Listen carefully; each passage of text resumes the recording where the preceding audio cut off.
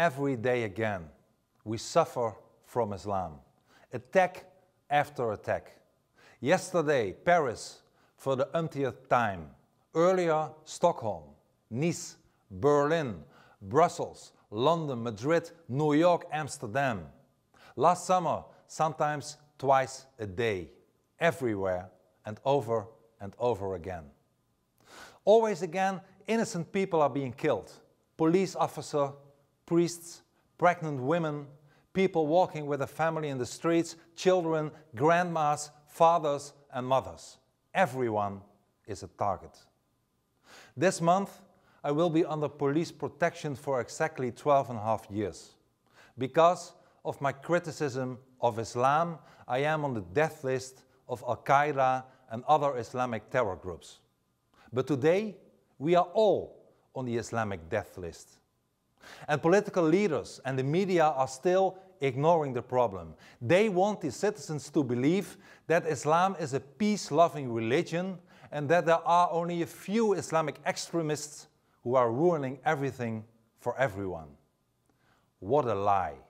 What a charade. I tell you, do not let yourselves be fooled anymore. It is time to listen to the truth. And the truth is that Islam is not a peace-loving religion. It's an evil ideology that has ensconced itself as a life-threatening monster in our society. An ideology opposed to freedom, which claims that women, Jews, gays, Christians, apostates and non-Muslims are inferior.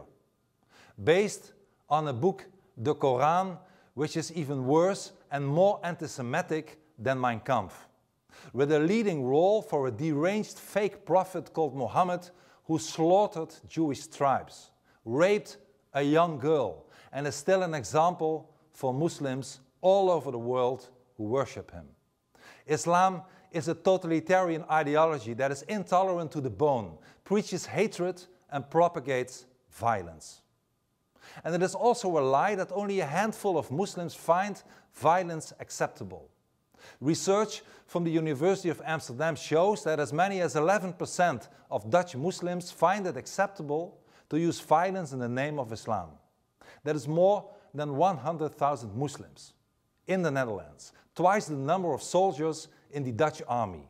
And no less than 2/3 of Muslims in the Netherlands find Islamic rules more important than our secular laws.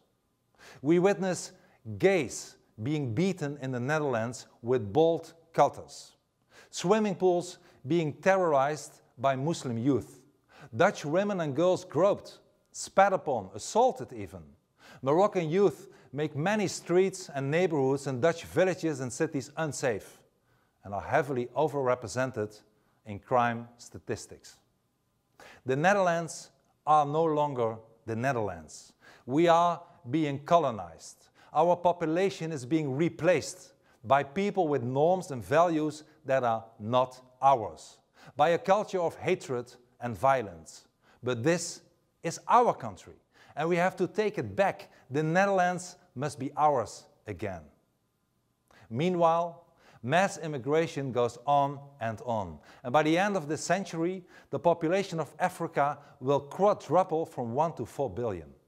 We will be flooded with even more fortune seekers who will often bring their Islam along. But those who sow Islam will harvest Sharia law. We will lose our freedom and the Netherlands will become an Islamic state. And the political elite has first transformed the Netherlands from an independent country into a province of the European Union, and now it has nothing at all to prevent us from becoming a province of Africa at the end of this century. People in the Netherlands, please wake up. People in Europe, wake up. People everywhere in the West, wake up. It is time to cry out loud that we no longer accept it, that the Netherlands is our country, that Europe is our continent, that the West is ours, that we want to remain a free people, that we want to preserve our own culture and identity, and do not want mass immigration anymore, more open borders, no imams, jihadists and mosques anymore, no Islamic terror anymore, that we are sick and tired of Islam, that we must de-Islamize our beautiful country so that we and our children and grandchildren can grow up and live in a free Netherlands.